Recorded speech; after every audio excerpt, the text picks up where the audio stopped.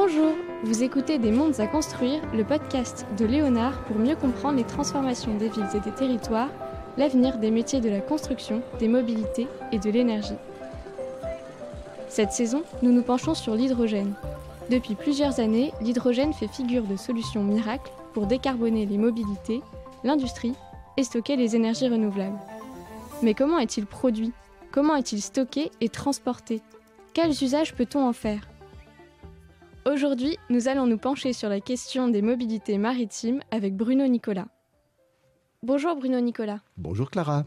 Vous dirigez Actemium, marque de Vinci Énergie dédiée à l'industrie. Vous agissez notamment pour décarboner le secteur maritime. Ce secteur n'est pas très connu du grand public. Pouvez-vous, en quelques mots, nous en parler ? Oui, volontiers. Avec 535 millions de tonnes de CO2 émis chaque année, le transport maritime représente 17% de l'ensemble des émissions liées au transport, soit environ 3% de la totalité des émissions mondiales de CO2. Compte tenu que le carburant le plus souvent utilisé est du fioul lourd, il s'agit quasiment du pétrole brut, seul le bitume que l'on utilise pour les routes est plus lourd, c'est un secteur qui est responsable de 16% des émissions mondiales de dioxyde de soufre, un des principaux polluants de l'atmosphère. On comprend bien l'impact environnemental du secteur et donc la nécessité d'agir. Mais compte tenu de ce que vous venez de dire, ne serait-il pas plus simple de limiter au maximum ce mode de transport ? Non.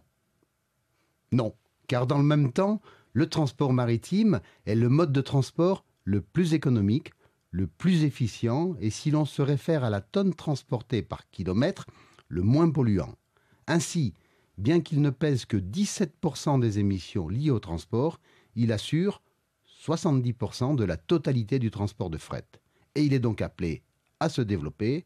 Il devrait doubler d'ici 2050 et c'est plutôt une bonne nouvelle pour la planète. Mais tout de même, 535 millions de tonnes de CO2 émises chaque année, ne peut-on envisager des mesures pour réduire cet impact qui semble considérable ?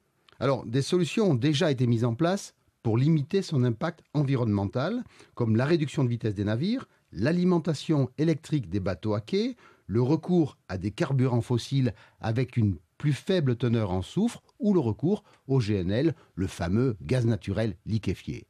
Toutes ces mesures ont conduit à baisser d'un quart les émissions de CO2 par rapport à 1990. Mais le secteur doit maintenant se transformer en profondeur pour se conformer aux directives de l'OMI.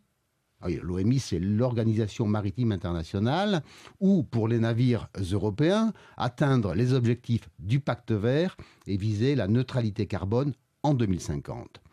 Cette transformation, elle reposera très largement sur l'utilisation de carburants durables, comme les biocarburants et les e-fuels. Les e-fuels, ce sont les carburants obtenus à partir d'énergie électrique bas carbone, en particulier l'hydrogène bas carbone et tous ses dérivés comme le e-ammoniac ou le e-méthanol. Si je comprends bien, on a le choix entre des biocarburants et des e-fuels. Pourquoi ne pas tout miser sur les biocarburants qui sont déjà bien connus et utilisés ?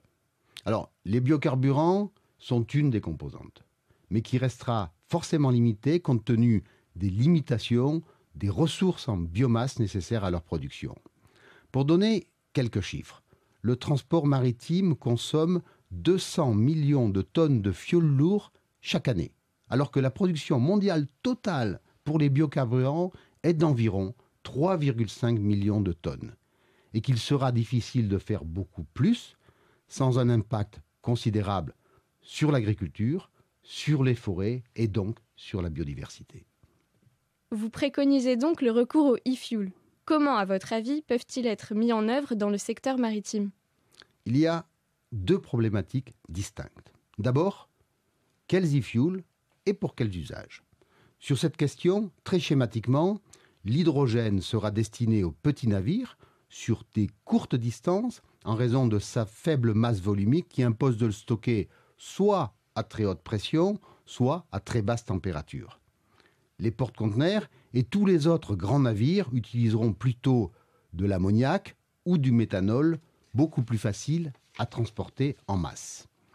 Dans les deux cas, les navires seront adaptés, soit en utilisant ces nouveaux carburants dans les moteurs à combustion interne, soit au travers de propulsion électrique associée à une pile à combustible. Votre deuxième point est, je suppose, lié à la production et à la distribution de ces e-fuels.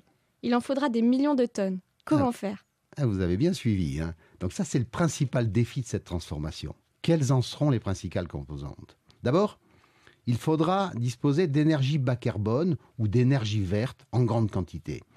Pour illustrer ce que cela représente, pour remplacer l'intégralité des carburants fossiles utilisés dans le maritime, vous vous souvenez, les 200 millions de tonnes annuelles que j'ai déjà évoquées, par des e-fuels produits avec de l'énergie solaire, il faudrait environ 18 000 km² de panneaux photovoltaïques, soit 174 fois la surface de Paris.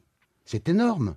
Mais alors, dans le même temps, ça ne représente que 0,2% de la surface du Sahara. Donc, il faut de l'énergie verte, première composante, mais il faut également des électrolyseurs.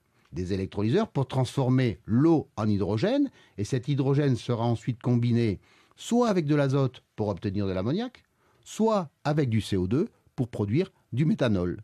Et le développement de cette capacité à fabriquer des électrolyseurs, c'est un des axes majeurs de toutes les politiques publiques de l'Union européenne, de toutes les politiques associées au Green Deal. Ces e-fuels, ils seront principalement produits dans des régions où les énergies renouvelables sont peu chères, sont faciles à produire, et ils seront ensuite acheminés vers les réseaux de distribution par des navires, évidemment à propulsion bas carbone. Tout ça n'est-il pas un peu utopique, notamment face à l'urgence climatique qui impose d'agir sans délai ? Bien, vous savez, moi je suis convaincu que le transport maritime sera le premier dans cette voie. Les solutions techniques, elles existent. Les premiers navires capables de fonctionner à l'e-méthanol ont déjà été commandés par les principaux armateurs de porte-conteneurs. Il s'agit maintenant de déployer les infrastructures de production, les infrastructures de stockage, les transports et la distribution pour être au rendez-vous fixé et contribuer ainsi massivement à l'objectif de neutralité carbone en 2050. Merci beaucoup Bruno Nicolas pour ces explications. Merci beaucoup Clara. Nous nous retrouvons dans un prochain podcast pour parler de mobilité aérienne et ferroviaire. Et merci d'avoir écouté Des mondes à construire, le podcast de Léonard. Au fait, Léonard, c'est la plateforme d'innovation et de prospective du groupe Vinci. Retrouvez toutes nos informations sur leonard.vinci.com. À bientôt!